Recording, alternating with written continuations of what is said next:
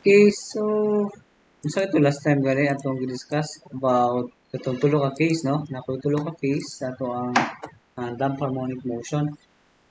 It depends upon the value of our damping factor and our angular frequency. So, katong Q ang gamay, take note katong Q ang gamay is just equal to the square root of omega square minus the gamma square. Okay?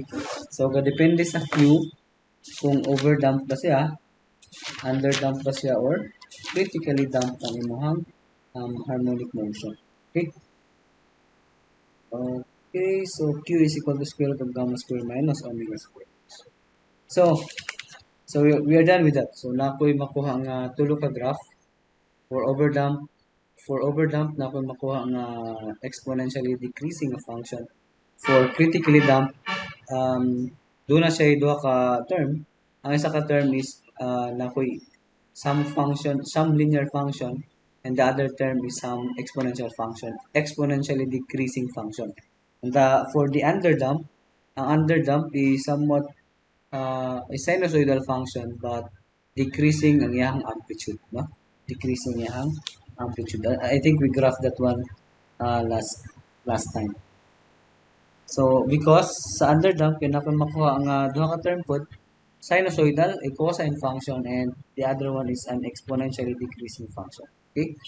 So kana no? Isulat na lang ako daan. Isulat na siguro ako, no? For underdamp, overdamp, and critically damp. Mhm. Ah, nasulat naman ako last time. Sige na lang, din na lang ako isulat, no? So, overdamp, exponentially decreasing function lang. Critically damp na ako'y linear and exponentially decreasing function. For underdamp na ako'y sinusoidal function and exponentially decreasing function. Okay? So, that's for the underdamp. Now, let's go to energy consideration, no? So, we know for harmonic oscillator, kabalo ko unsa ako expression sa akong energy, no? And it is equal to, if you recall, energy, if you recall sa harmonic oscillator na kung makuha nga energy equal to 1/2 Ka square. Okay? Again, the total energy is just the sum of the kinetic and the potential energy. But for our damp harmonic, so what will be the energy um, of a damp harmonic motion? Okay? A damp harmonic, or yeah, damp harmonic motion. Okay? So, energy conservation for damp harmonic. We know the total energy, same thing, the total energy is just equal to 1/2 times the velocity square, the speed square, plus the 1/2 kx square. So, man yung total energy, no? Total energy is just the kinetic plus the potential. So, this is constant for the undamp oscillator. Again, kani, this one is constant if wala ako'y damping, no? Constant for undamped oscillator. Okay? Undamped oscillator. But when we consider damping, okay, kung consider tag damping, then somewhat your energy E must not be constant. Okay? Kung sa to, for damp oscillator, for damp harmonic oscillator, okay, for damp harmonic motion, energy is not constant. So, mura na ang kalahian sa duha, no? E is not constant. So, meaning kung dili de constant ang E, meaning if you derive the E with respect to time, then the dE dt must not be equal to 0. Sakto? Kaya since dili man constant with respect to time akong energy, total energy, then na ako yung makuha nga non-zero value sa imuhang derivative of my E. So, kung may kog E is not constant, it means that E dot is not equal to 0. Okay? So, muna ang meaning, no? So, uh, for harmonic oscillator without damping, the energy E is just constant. So, meaning, in this case, for undamped oscillator, your E dot is equal to 0. Take note, E dot is just equal to dE dt, no? E dot is just equal to dE dt.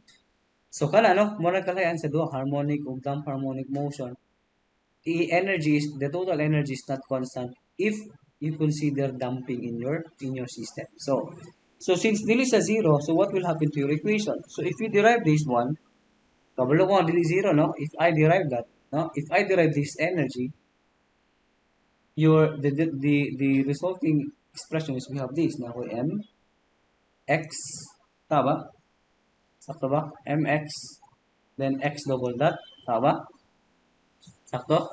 Akong giderive man is the x dot. So just bring down the 2. So mawala ang 1 half because 1 half times 2 is 1. And then we have x dot times the derivative of x dot, which is equal to x double dot. Okay? So that's the derivative of my kinetic energy. Plus, um, with respect to x, if you derive this with respect to time, na ako'y bring down na po nimo ang 2, no? Na ako'y 1 half times 2. So I have x, kx, tapos na ako'y x dot. Sakto ba? Na ako'y x dot. Okay? Again, this is with respect to time. And this is, take note for damping, this is not equal to 0. Okay? So if you factor out the x dot, you will get mx double dot plus kx times the x dot or the v or the x dot, which is, take note, this must not be equal to this expression must not be equal to 0.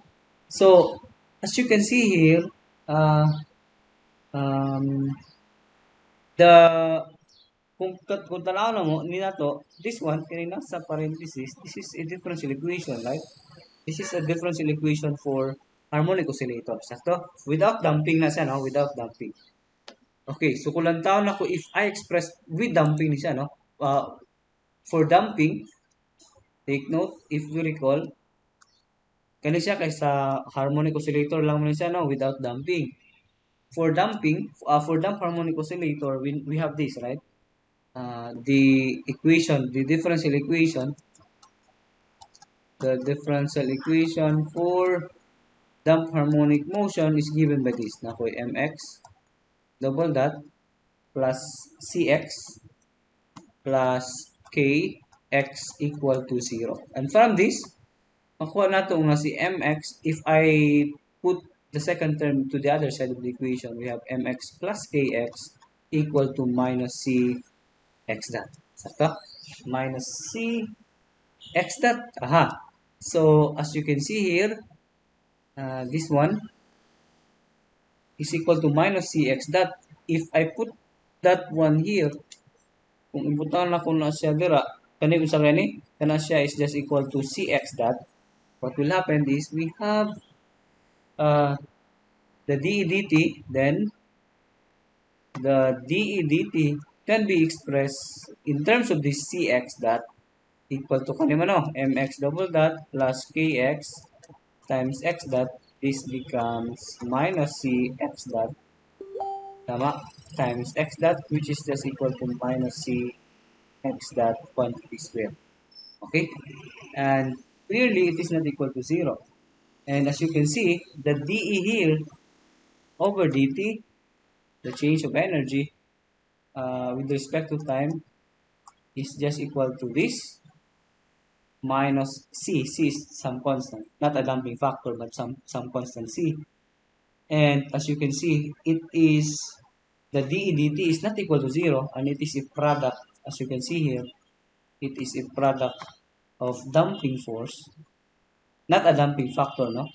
Damping force and the velocity. Sakto? Because x dot is just the velocity. Sakto?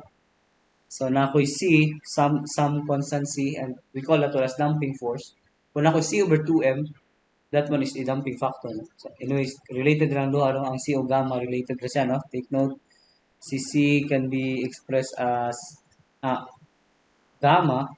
Ito, kadumdum mo, no? Gamma, in terms of c, is equal to c over 2m. Okay? C over 2m is just my gamma factor. Gamma. Or damping factor gamma, sorry. So, clearly here, for damp harmonic motion, the dE dt is equal to minus cx squared. It's a product of some damping term and its velocity x dot square. Okay? Kung harmonic motion lang, sa may tabo, kung harmonic lang sa may tabo, this one is equal to 0, sakto? Kung harmonic motion lang, kani siya is not equal to cx but it is equal to 0, sakto? Minus cx din yun, minus cx. So 0, so therefore dE dt is equal to 0. So clearly, conservative akong energy when there is no damping factor. So it means that the dE dt is 0. It means that your energy is conserved. Okay, the mechanical energy is conserved rather. But with damping factor, the energy is not conserved now because of this damping force that you add in your system. Okay, so because this is always negative, as you can see, the change in energy is negative, meaning magkababa imong energy, sakto? Of course, because if there's friction in your system, the energy will be reduced, sakto? Magkahinay imong motion, magkahinay, for example, ako pendulum, magkahinay ang motion sa imong pendulum, therefore the energy is mo reduce pud siya hangtod sa mo abot siya into zero. Zero means at rest imuhang system. Okay? Take note, it is always negative. The total energy continually decrease and eventually becomes negligibly small. Okay? The energy is dissipated, so we call this one as dissipation of energy. So there will be a dissipation of energy as frictional heat by virtue of viscous resistance to the motion. So anyways, because of damping, the energy will dissipate. Okay? Because of this frictional force na gi-add nimo sa system, the energy will dissipate from time to time. And the expression for the change of energy with respect to time is just equal to the product of its damping force and the velocity of your of your motion.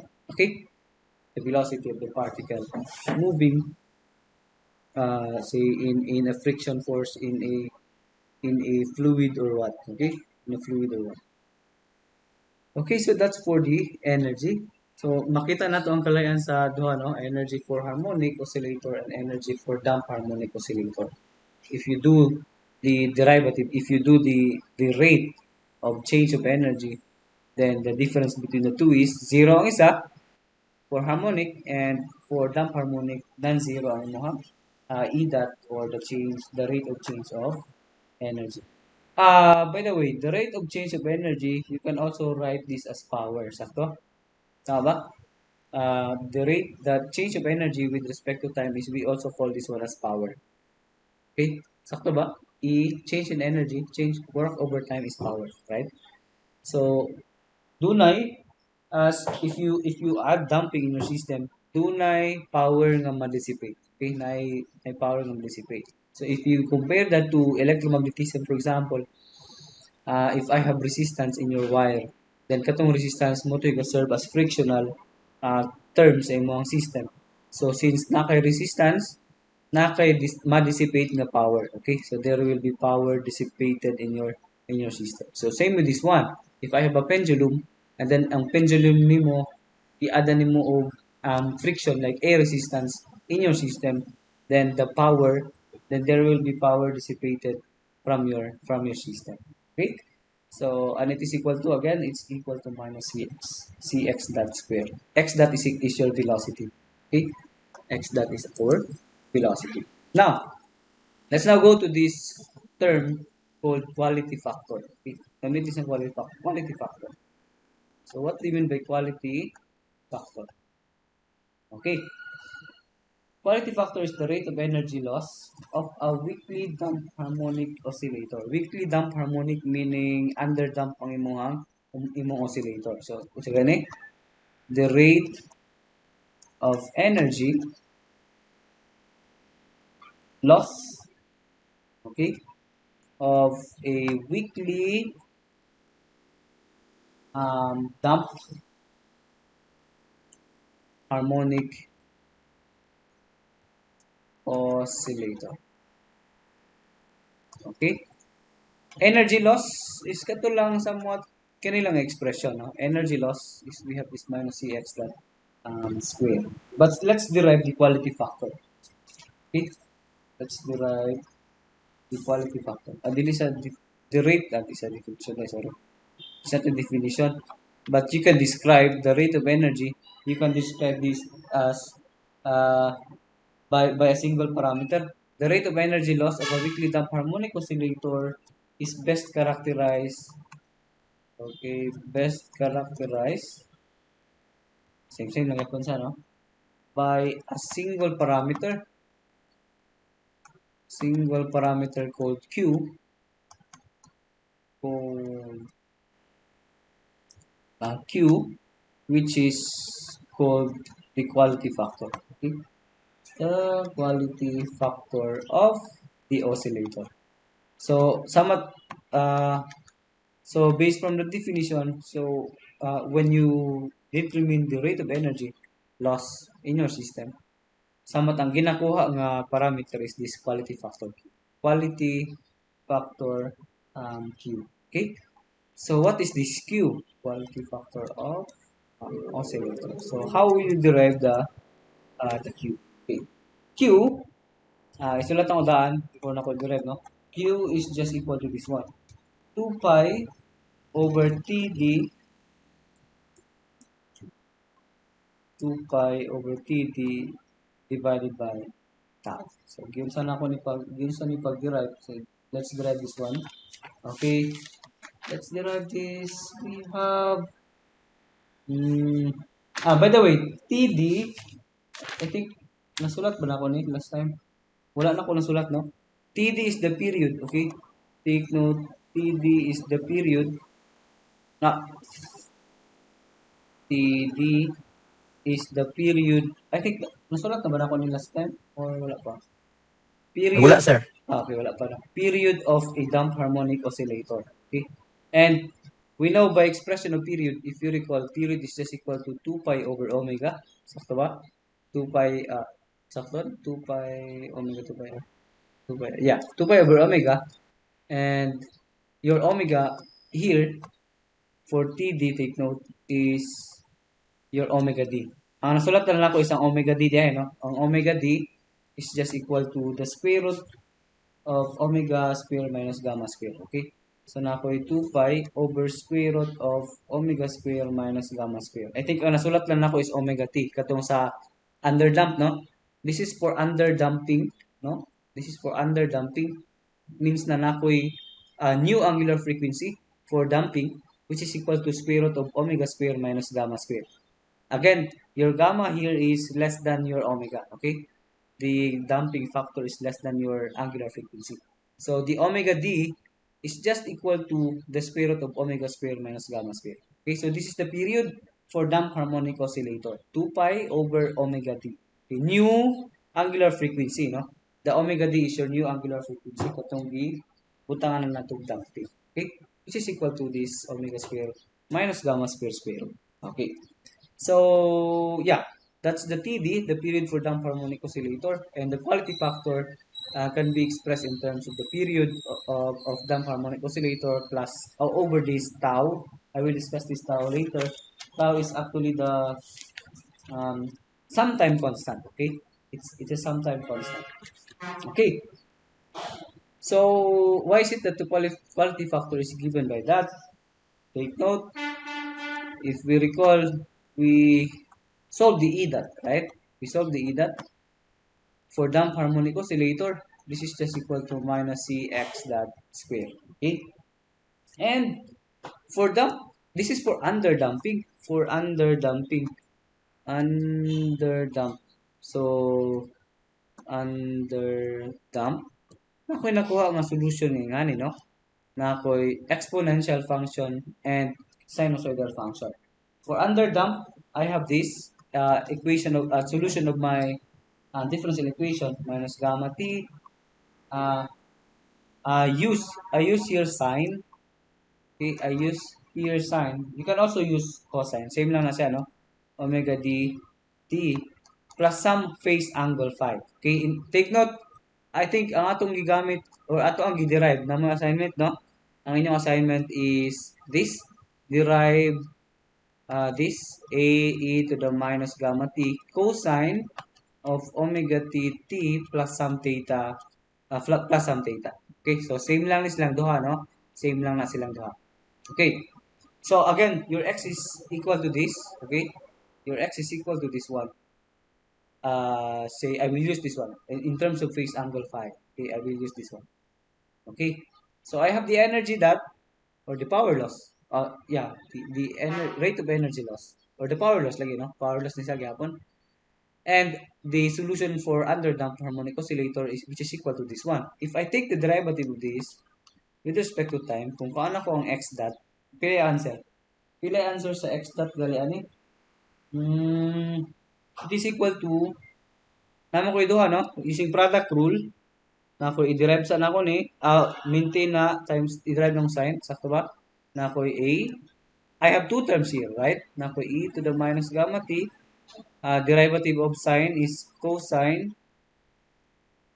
um, derivative of sine is cosine omega dt plus some phase angle phi times the derivative sa sulod sa cosine, which is just equal to omega d plus ako na pong i-derive is ang exponential. We have uh, e to the minus gamma t times the derivative of minus gamma t is minus gamma sine of omega dt plus some phi phase angle phi. Okay, and if you rearrange this, we have x dot equal to a. Rearrange na ako, no? Ako'y minus gamma. Kaya na ako dito sa tikas. Okay, so I rearrange that, I will get this. Ako'y minus a e to the minus gamma t. I-factor out ako minus gamma t. Gamma sine of omega d t some phase angle minus omega d cosine of omega d t plus some phase angle phi. Okay. So this is my velocity, right? This is my x dot.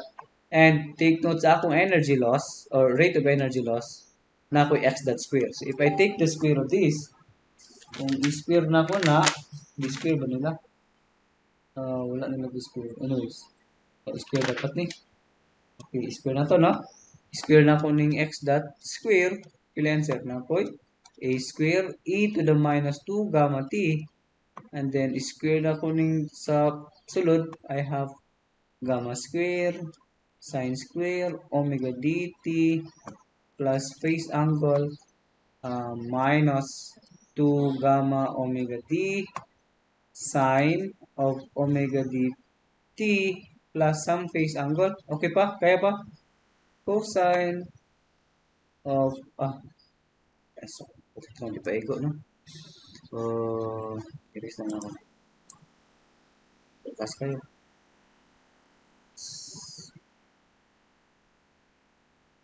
Hindi na sa ubos na ulit lang. Kanina sa ako square plus omega d square cosine square of omega dt plus phase angle phi minus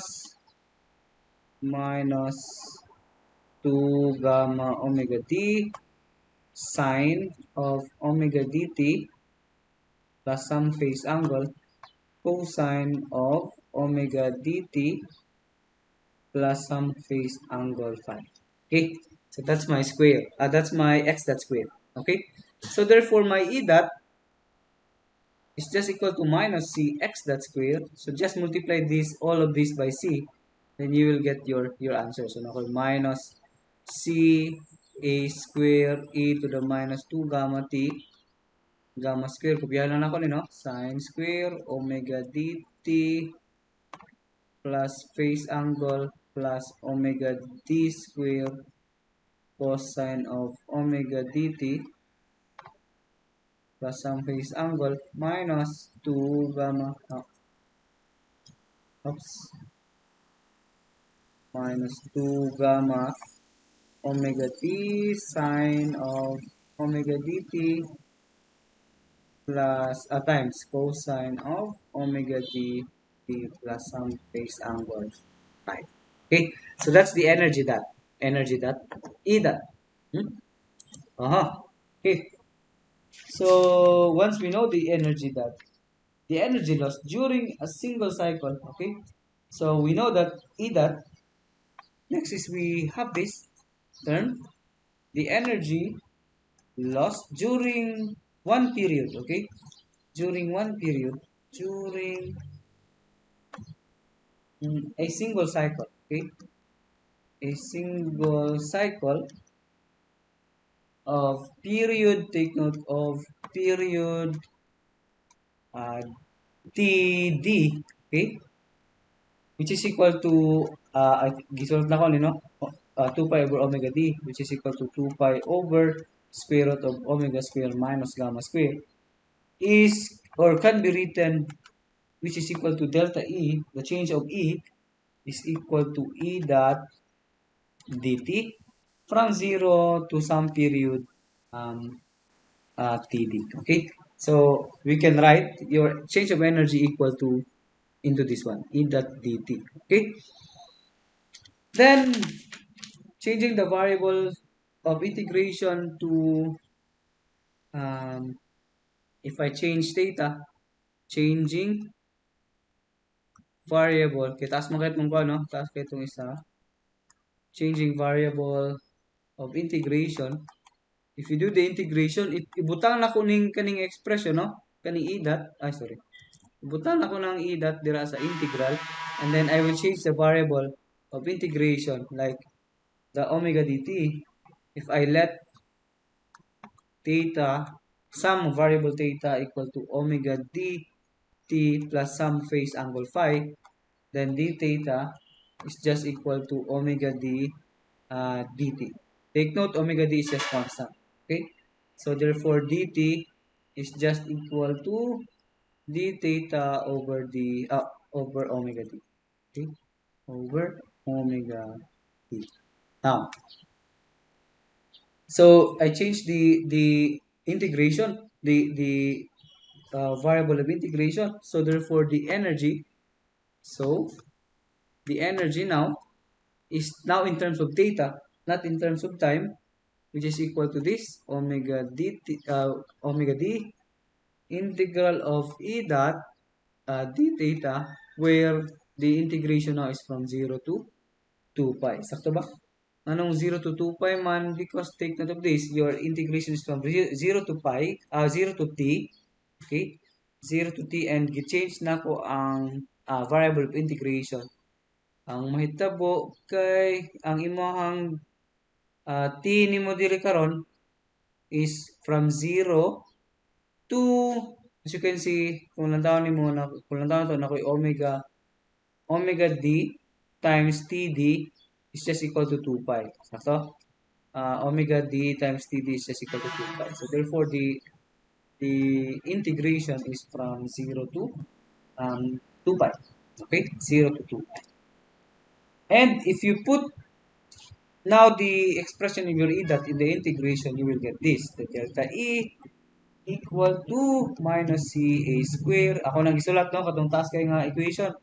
Over omega d, na ako'y omega d sa gawas, e to the minus 2 gamma t integral. So gipagawas na ko ang gamma t to gamma t because your integration now is in terms of theta, not in terms of time. Okay? From 0 to 2 pi, ako'y kanina nabili, no? Gamma square sin square theta minus 2 gamma omega d sin theta cosine theta plus omega d square cosine square of theta d theta. Okay? Sakto ba? Tama siguro rin, no?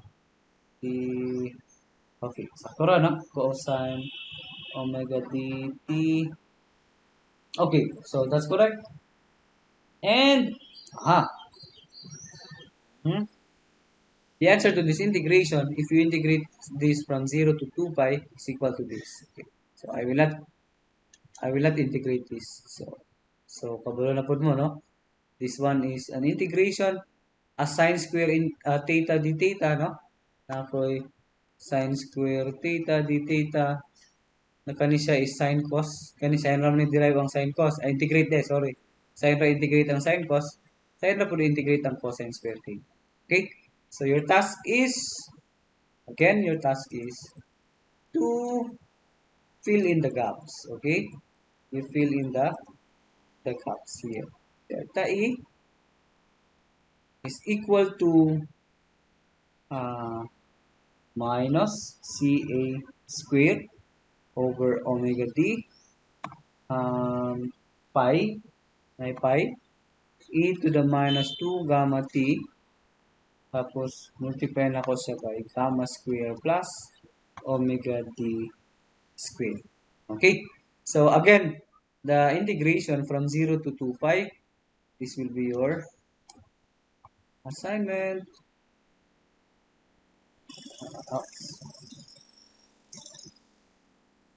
Just fill in the gaps. Okay? This will be your assignment. Okay? Ako na i-kondaan. Yan na ako i-post. Again, this will be your assignment. So, we have gamma square plus omega d square. Okay, then, tapos, this gamma square plus omega d square, you can actually write this as minus CA square over omega d,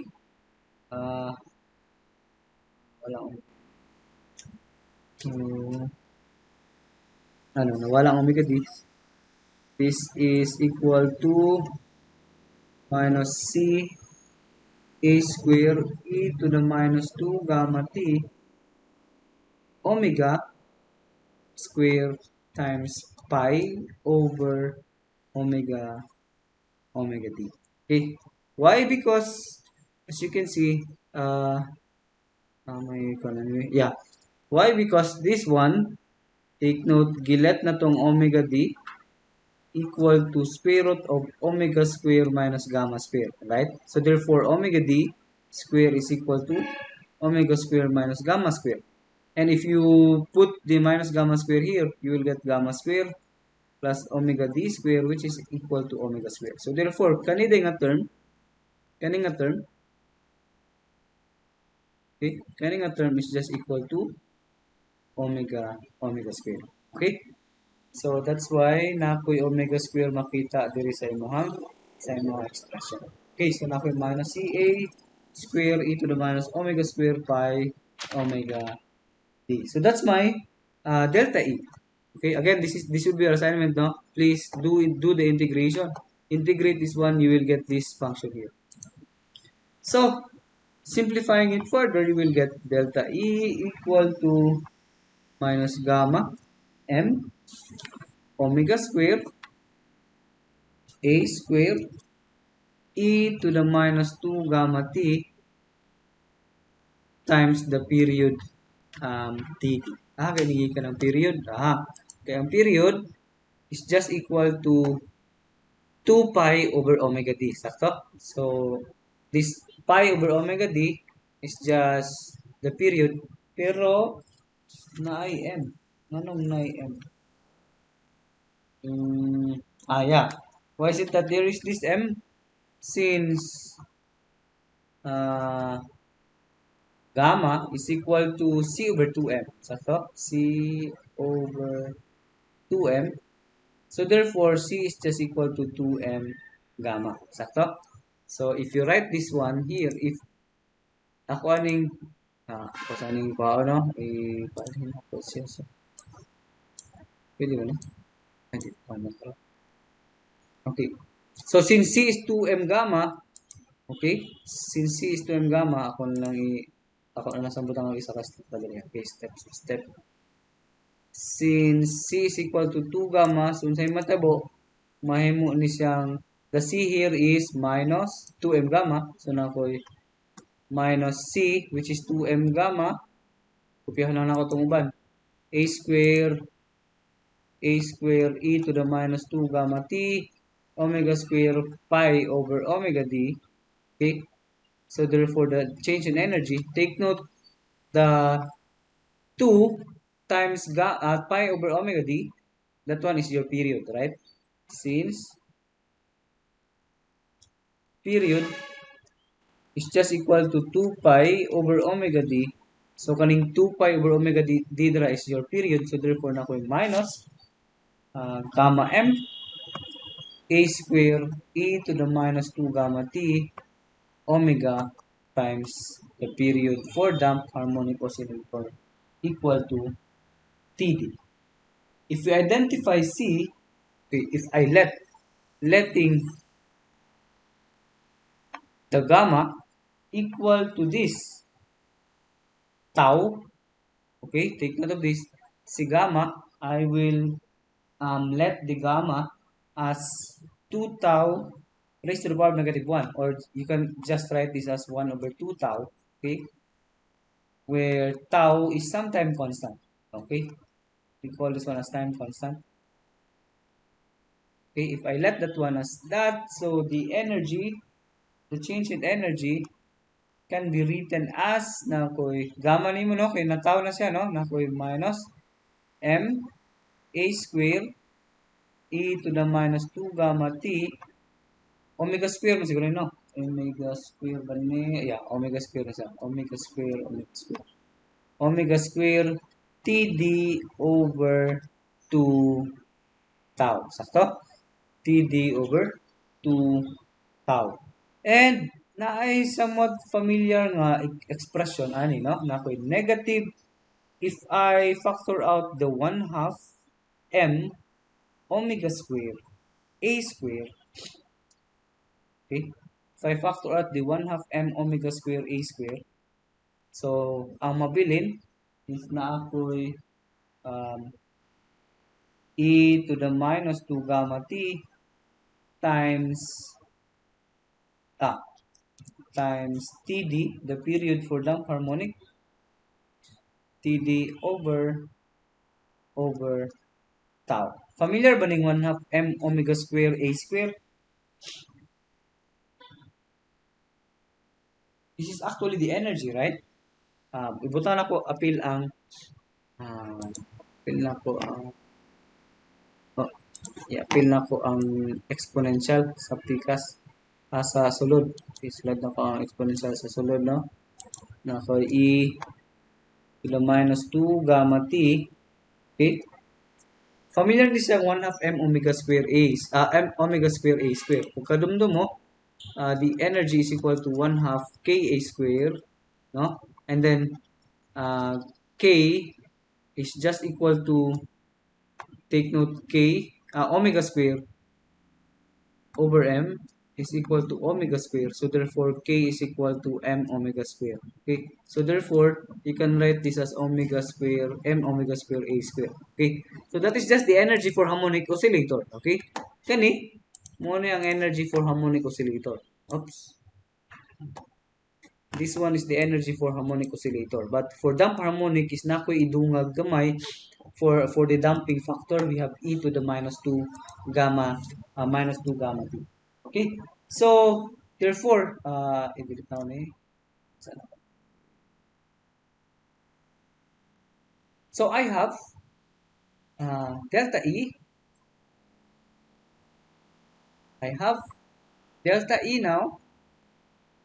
Delta E is equal to minus E times pi over pi ba to? Sige sa pi. TD dito. Sorry. Nawala ang pi lagi. Nawala ang pi.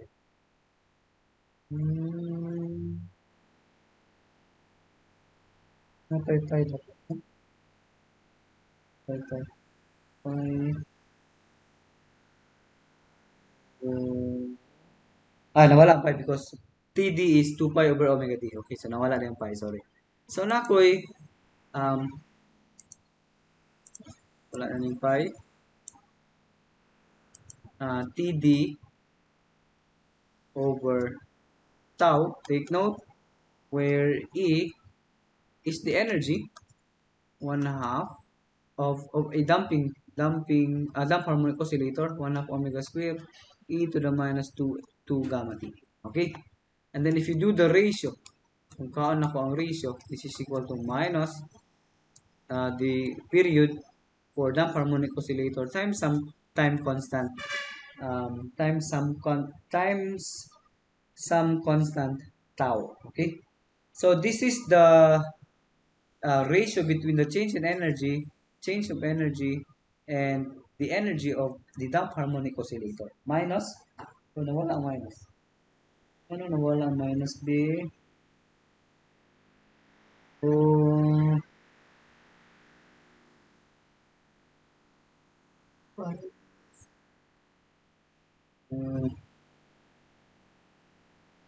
minus.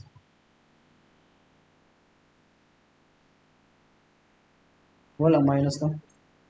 So,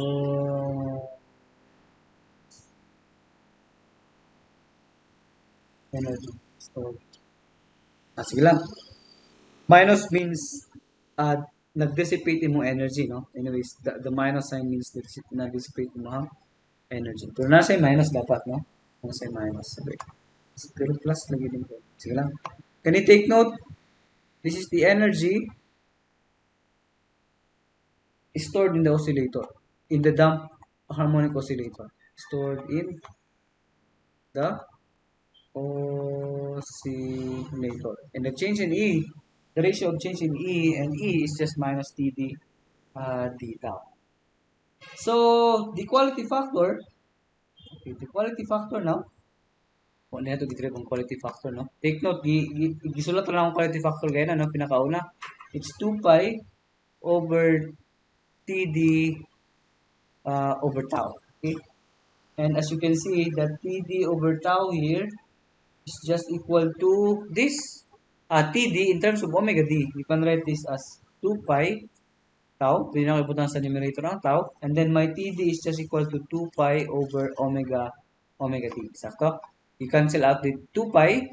Ang mabilin is na po omega D times tau. And I know that tau, gilet na to ang tau as 2 gamma, right? I let the tau, from here. The tau here is actually 1 over 2 gamma. So therefore, tau here is equal to 1 over 2 gamma. So therefore, the quality factor is equal to omega D divided by 2 times gamma. Okay. So the quality factor now, take note, quality factor in terms of omega D is equal to omega D times that 2 gamma. Take note omega D is square root of omega square minus gamma square. Okay? So this will be this is the expression for our quality factor. Omega D is square root of, note that omega D is equal to square root of omega square minus gamma square. 2 gamma. Okay. So, yeah, that's it. That's it for today. We actually derived the quality factor, and it is just in terms of the new angular frequency for damp harmonic oscillator over the twice of our damping factor gamma. Okay? Twice of our damping factor gamma. Next time, next meeting, I will give examples on damp harmonic oscillator. I will give examples on damp harmonic oscillator, and yeah, 2 examples for this. Finding the quality factor, solving for the quality factor, and then yeah, we will discuss gamayng topic for force harmonic oscillations, and then we will now go to Lagrangian mechanics. Okay, so hapit na tamaman sa chapter 3. We will now go to the Lagrangian mechanics. Mag-Lagrangian na ta, no? Mag-Lagrangian na siguro ta. Nindot unta ning chapter 4. Yeah, mag-Lagrangian ka, no? Lagrangian mechanics na rin ka. Okay. Excited na ta sa Lagrangian mechanics, no? Tamaman, nakita tamaman. Ganda na lang. Okay. So that's it for today. Any questions? Do you have any questions? Again, we have your assignment here. Submit it next meeting. Basic integration lang, no? Basic integration, you will get this expression here at the bottom.